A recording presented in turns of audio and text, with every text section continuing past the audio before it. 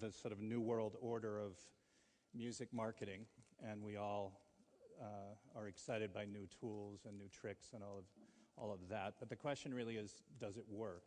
And today we have two examples of artists for whom it is working, and they've been gracious enough to come and share a little of their wisdom and experience with us.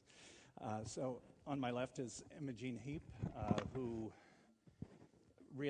whom this process began in a natural way in the recording studio without a label, and just wanting to reach out to a larger community through blogging, and found that community and interacted with it, and now has built what by any standards is a successful career, and 1.3 million Twitter followers, I think, if I'm correct. And Damian Kulash of OK Go, early on in their career, decided that videos and the creative process beyond just making music was going to be a part of the way that they would interact with their fan community, and that's now netted many videos that have plays that are measured in the tens of millions. And he's recently made the leap from the arms of the major label, EMI, to doing it on his own, or on their own as a band, and again, with a great degree of success. So to get going, we've heard the old stories. What I want to hear now, or what I hope you'll share with us now, are some more recent stories or some things that you have planned along these lines in terms of interacting with your fans in interesting ways, and how it's working for you. Imogen, you want to go? Hello, everyone. It's great to be here. Okay, well, I'll start with maybe the most recent one and what I'm about to try and attempt to do with my fan base.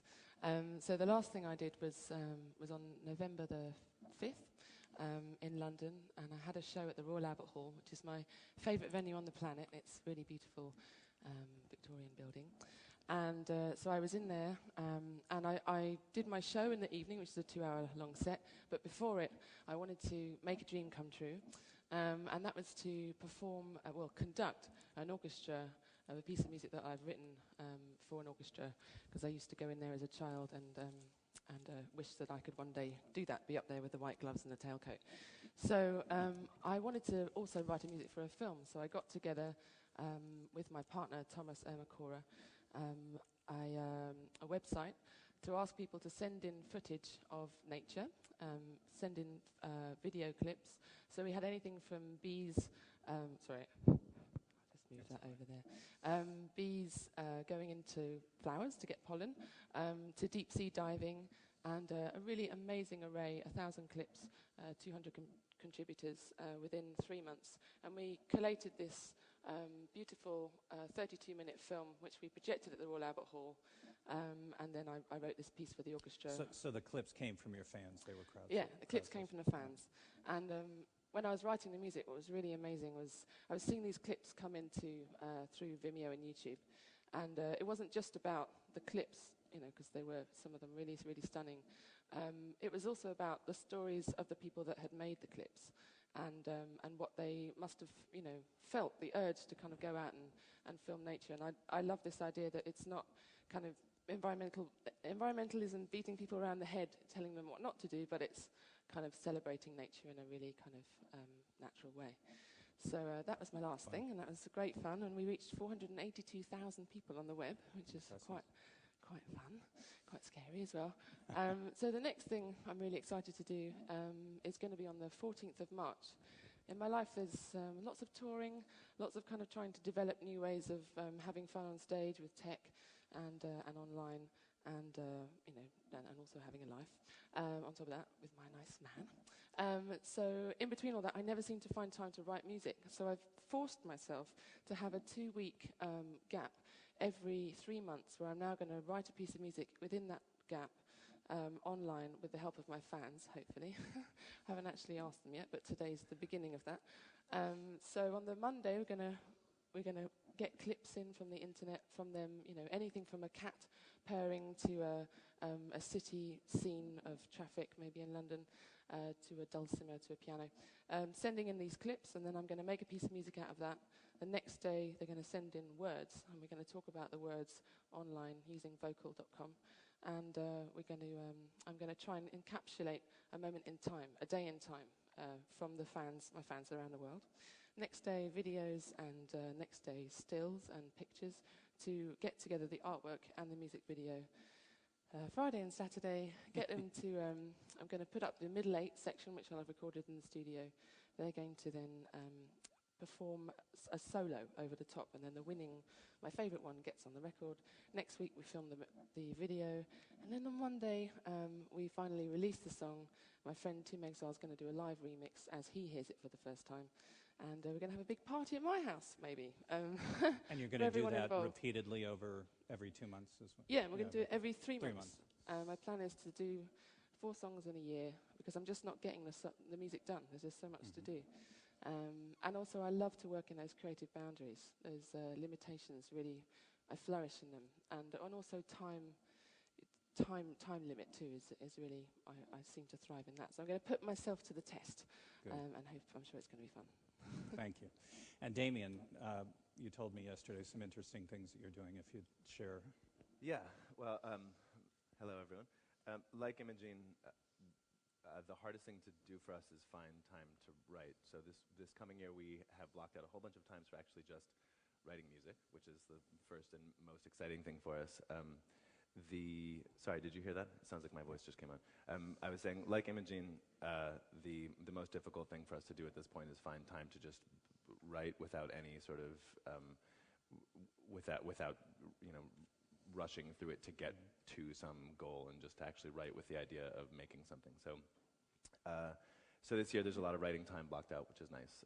There's a few big projects on the horizon. One, there's a film, a Morgan Spurlock film. Morgan Spurlock is the guy who made Super Size Me and a bunch of other wonderfully incendiary documentaries. And today, actually, at Sundance, he is premiering his new film, Palm Wonderful Presents The Greatest Film Ever Sold. It's a film about advertising, marketing, product placement in entertainment, and he funded it by advertising, product placement, and marketing. So it's just the whole film is him taking a camera into pitch meetings and saying, I want to make a film, and then saying, what is this film? And he's saying, it's it right here, this is it right now. And it's a hilarious movie, incredibly revealing, and it basically, it's sort of the expose of how the entertainment industry works right now, which is wonderful. So we wrote the ending anthem for that song. For that film, and the film premieres today. In April, we will release a video for that song, and we're crowdsourcing that to a certain degree. We're going to make the entire thing in HTML5 with developers from Mozilla. So they're kind of putting out the call to the larger community of HTML5 developers. So it's unclear at this point what exactly it'll be, which is exciting for us. It's a new big video project and we don't know what it will be. Another video project that we don't know what it will be is a dance collaboration with the Pilobolus Dance Company in New York. So we will do live performances with them in July, and we have about 4 weeks of playtime with them between now and then to figure out what it is we're doing. Presumably a video component will be part of that, and of course the live performances. And we have other video projects on the horizon for summer and next fall if we can get around to them. The good thing about where we are right now is that we don't. Rather than having these sort of chunks of things we have to fill in, you have to get an album ready by such and such a date, or your publisher wants this, or your label wants that. We have a sort of running list of 50 or 100 ideas that would be awesome if we could get the time or the finances or the resources, the talents to do it. And so as those things come around, we chase them.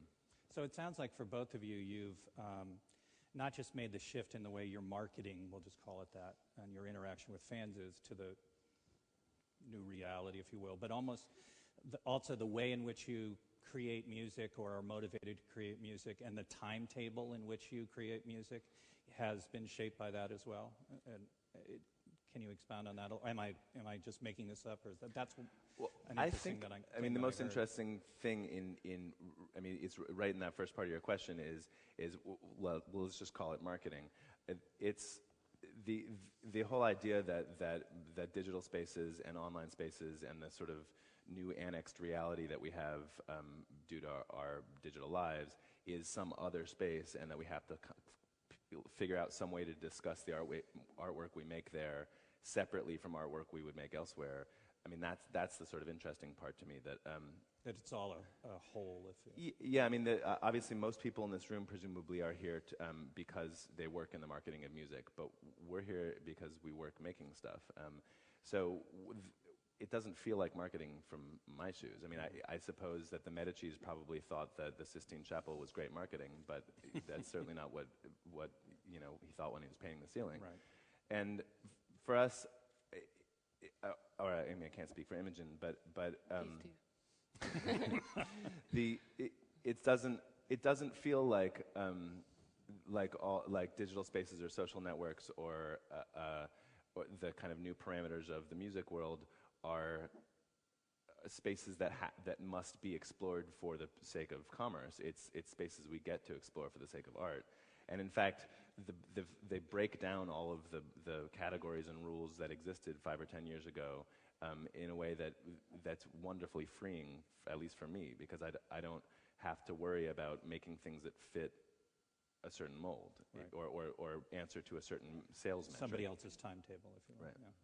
Is that true for you as well? Yeah, it's almost like, I mean, people have said, wow, it's amazing what you're doing with marketing your songs and your records, and look at the way your career's gone.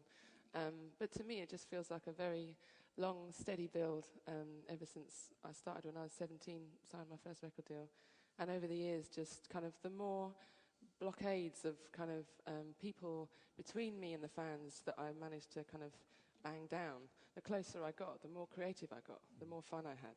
And there's definitely a period of time when I was signed to Island Records with a band called Frou Frou, where I felt very insular, and I started to not have fun. And when I left Ireland and set up my own label with my manager, Megaphonic, and ever since then, it's just felt like pushing on open doors creatively, and met so many great people. And I guess I realized also that I don't have to go through the label, because I've been kind of conditioned from 17 to 24 that that's the way that I had to do things. And when I realized that, I can just directly speak to somebody, I can directly, now go through blogs or Twitter, and the word gets around, and that person hears about it, and I end up, making some stuff with somebody I've always wanted to make stuff with. So one of the things we talk about a lot is, recently, is the building of a team to help you do this, et cetera. But it sounds to me as if you guys are intimately involved in not just the imagination of these ideas, but the actual doing of them. Sure, yeah. Definitely, but you also need a very good team. Right. Several members of my team are here right now.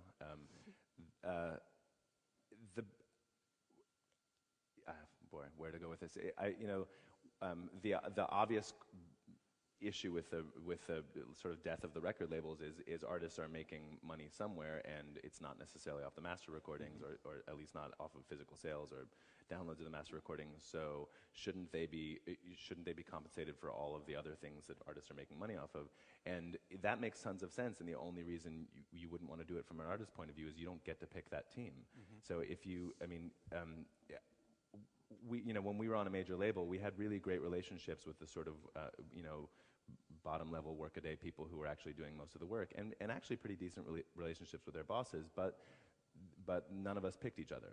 It's a big corporation, and now I have a team of sort of 5 people I work very closely with, and another 10 or 15 that they. And you got to pick them, basically. And and they answer to our goals, not to a set of goals provided by somebody else. A corporate goal. Yeah. And for you? I was actually going to say that my team also does include my fans. I really hate doing biographies; they're so boring, and it's really hard to kind of, you want to tell people how, all the great things that's been happening, but you don't want to kind of blow your own trumpet too much. And I couldn't find somebody to do it, a journalist to do it. So I reached out to the fans and just said, could you? We basically did a Twitter biography. So I asked the fans to write little pieces about me in 140 characters or less, and we compiled it together and created a biography that was by the fans. And it was amazing how well they knew me, which is maybe a sign of how much I tweet. But it was a really fun kind of creative biography, and I think it kind of said a lot about what we do together, me and the fans, without kind of having to spell it out. Beyond the obvious, the Facebook, the Twitter, the making videos, is there any particular technology that you're either using or have read about or thinking about using that is just sort of interesting to you or has potential or maybe even have shown results, Ustream or whatever it might be? Well, for me, I'm really passionate about this great program called Vocal. And it's spelled differently. Help me. Vocal spelled Vokle. Okay. And when I met them, they sent me an email because they'd heard how I like using lots of different, different kinds of ways to reach my fans. And so they sent me an email saying, we've got this new software, we think you're going to love it. So I met them in LA. They hadn't yet done a broadcast. I didn't know that. I thought they had. So they were in a cafe, and we plugged in online to the wireless network. And I started, it's basically like a YouTube, but a live TV broadcasting. It has broadcasting capability, so you can kind of go, you can choose an editor, you can choose a producer, you can choose somebody who's going to kind of screen people before they come online, and you can pick people, and you can have up to 100 people on one screen, all in little boxes. So it's really, really great fun. So I did that, and just in the first time of using it, 300 fans came up, and we were already chatting and having conversations, and I just instantly just was like, this is what I want to do. So almost the next day or next few days, I started auditioning cellists for my shows that way. So that I was doing a tour around the States, and I asked anyone who fancied playing this song with me. My percussionist scored out the cello part, and so they got the PDF, they learnt it, and there was people. So I was in my hotel room, and they were often in their school or in their garden or somewhere creative or in their bedroom, and they would have their cellos, and they would kind of be playing this piece while playing it down the TV on the internet. And all my fans were like, she's great, we love her, get her, definitely. And it was really, really fun to see the reactions. And I found some amazing cellists, and people kept in touch with. And later did some a cappella auditions too. And I did some jamming with some fans while they were in their homes and I was in my hotel room playing the piano, they were playing the piano. It was good fun. Nice. That must have been horrifying. I can't imagine having to try out for you via Skype, essentially. Oh, very nice. I had a pet lion. It was all fine. Yeah. I don't have such an interesting answer. I'm not. There are no individual things where I'm like, well, that's the future of excitement. Oh, just more something you found interesting or that's worked. There's. I guess it seems like new technologies are tumbling past us so quickly now that it's that. The difficulty not the difficulty, but the trick for me in finding a good creative idea is to figure out creative boundaries that are simple and concise and that I can push up against and discover new things within. We're in fact, in dealing with this HTML5 project we're doing right now, one of the problems is that everything is possible. That there's no that coming up with what makes it a concise idea that actually makes it good art or that makes it interesting, to engage with, is the difficult part. So is there I hear a certain tension between the song comes first or the concept comes first. Which comes first, or is it different every time? For me, the idea comes first, and I tend to that tends to start with the song. I mean, the most private thing I do is songwriting. I work with the other members of my band eventually, but most of it is me sitting with a guitar or a piano, and it's like a really solitary act. And then the project sort of grows and involves more people in whatever direction that is. But I know this is sort of naive, but I really don't. I like not seeing a distinction between music, as in beats and chords and lyrics, and music as in all these things that we get to do as people who live in the 21st century. I don't think that music has that pop music has really ever been non-visual. I mean, there's no Elvis without his hips, and there's no Jimi Hendrix without his lighter fluid, and I don't like. while that doesn't mean their music wasn't the most amazing thing about them, or their sort of recordings weren't the most amazing thing about them, the recording industry itself is only 100 years old, and I feel like I grew up listening to the radio and listening to pop songs on 7-inch records, and so that's what I wanted to do. I wanted to make recordings like that, but that's not. It was because what's exciting is making stuff, and so given that we live in an era with totally different cultural parameters, making stuff doesn't necessarily need to have anything to do with 3.5-minute audio recording. It's just that's where I start because that's sort of my traditional base. So the video projects for us always come after the songwriting projects, but they're all kind of interwoven. And right now we're trying to figure out whether or not we even want to work in album cycles anymore.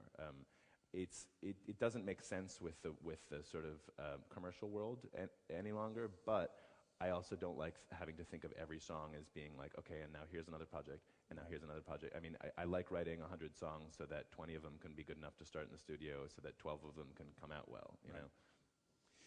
So we're going to open this up to questions in just a minute, but before we do, is there any, from each of you, is there any thing that you think we've missed or piece of advice that you might share with somebody, an artist or a team a little earlier in the cycle than you guys are, a place to start?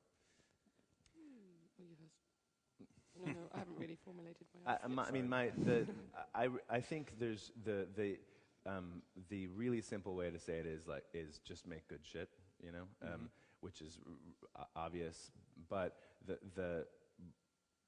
where it's not so obvious is that the metrics other people have for success are probably less intelligent than your own. That we're all making subjective artwork, and so judging what success is already sort of a losing battle. But the music industry has been so firm and so stable for so long that people, the Billboard charts are a great place to that's what success is selling lots of records. But now that that's totally imploded, you actually get to have this freedom of being, so don't be on the big champagne charts, or be on the Billboard charts, or be on the YouTube charts, or don't be on any charts, just make something awesome. And in fact, I think especially young artists probably know a lot more about the culture they live in and what is meaningful impact on that culture than marketers do, or certainly than record labels do. Sure. I would go back to what I said before, is that in the beginning it starts as a hobby, and try your best to make it still feel like a hobby. Have fun with it, and go where your kind of creative energies want to go.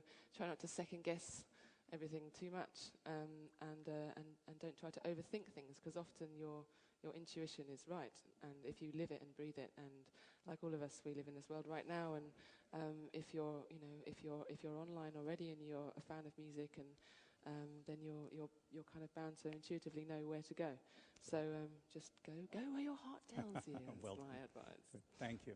So do we have any questions? We've got just a few minutes. There are people, I believe, with microphones in the audience. And there's a gentleman. Sorry, thank you. Somebody right here. Hi, thank you. Is it on? Yes. I was going to ask about negativity and some of the artists you've seen on Twitter who've kind of retreated because they encountered haters on there. How have you found that in terms of being close to people who don't like you so much or are trolling? I've never had any issues with it, actually. I've got a lovely fan base, and I don't seem to want to annoy people enough to want to bother about writing something nasty to me. So I've been very lucky, touch wood, and I don't want to encourage it. So let's not talk about it anymore. I think all of these things are sort of a one-to-many communication, no matter what. So it's no different than reading a review of somebody who doesn't like your record. It's kind of like you can choose to focus on the things people don't like or on the things that people do like. And in general, while it's easy to find, I'm very self-critical, and it's easy to be like, wow, they're right, that was shitty. It's easier to be really touched when someone says that yours is the song that got them through their father's death. But having said that, it does always seem to be, there could be 100 amazing comments and there's one bad one, and it really sticks with you. It's the only one you seem to remember. So it's quite unfortunate the way the mind works. but you push onward. Yeah. Any other questions? Hi, yeah, I was interested in the point you were making about crowdsourcing and getting your fans involved with things. But I'd read an interview with Neil Tennant from the Pet Shop Boys in the last couple of weeks, and he basically proposed the argument that fans shouldn't actually get involved with kind of artist creative side of things. I was just wondering what your take on that is. Is it a kind of generational shift where new artists realise what fans can do, and somebody like Neil Tennant's working in an old model? Yeah, completely. I'm sorry, I didn't understand that entirely. Did you? Oh, he was saying that the Pet Shop Boys, Neil Tennant said that it wasn't, he didn't think that fans should get involved in the creative process. Well, I violently disagree. No, I think, well, for me anyway, it just, it brings me to life. I feel connected, and I feel inspired by the kind of randomness of it all. It's just me in my studio. There's no producer, engineer, mixer. It's just me. So I really kind of dine on that, having that interaction, and it often spins me in directions where I wouldn't normally go. And I do a lot of projects that are totally the other direction from where I would have gone, purely because of where the fans take me often. So. I think it's totally. It depends on what you're making, and whether what you're making is any good, and if you can manage to generate some. I mean, the difficult thing about crowdsourced projects of any kind is that you are no longer. You can't necessarily set the bar for quality. I mean, unless you figure out a way to do so. But it feels to me like saying you shouldn't use red in a painting. That's true if you're Picasso during the Blue Period, but not other times. It's like it's one way to make things, and if you make great stuff. So in other words, there's no one way, is the. Yeah, I mean, I think that the one real danger I see in crowdsourced stuff is that it's so novel right now, and that the idea itself, it's like, well, this is a great idea, so therefore it's a great project. The fact that it's a great idea doesn't mean it generated a great song. On the other hand, having total sort of tyrannical control over what you make doesn't necessarily make it any better either. For us, there's a balance between being inspired by our fans, being very, hyper connected to our fans, but also maintaining enough control over what we do that it still feels representative of us, and that we can make things we think are better than what else is floating out across the internet. It's also for me. Just one more thing is that I think. There's many professionals right in the world who are doing amazing things, and you can go to them to do your artwork, or go to them to get your video done. Unless you're Damian, you do it yourself. But there's so many people out there who are also trying to get up on the ladder and trying to have something to put in their CV. And it could be, they just, I did for my album artwork. I again had the fun of kind of bringing the fans physically onto the album by. Them taking photographs of what the lyrics inspired them to feel. So they took these photographs. We've got about, I don't know, a few thousand, 2,000, I can't remember, photographs. And we went through them and we found our favourite ones, and we projected them onto me in my house. And they got their name in the CD. I got a great kind of feeling of togetherness, because they'd been with me throughout the making of the record. I blogged it nearly every day, and about the recording process, because I also wanted my family and friends to understand what it is I do all day. So I really love that a few people have met me after gigs and said, "Oh, thank you so much. This got me this," or "I managed to show this to this person I wanted to work for, and I got this," and that's what it's all about. Spread the love. Well, we've run out of time, but thank you both very much for sharing with us today. Thank you. Thank you. Pleasure. Thanks, everyone. Thank you.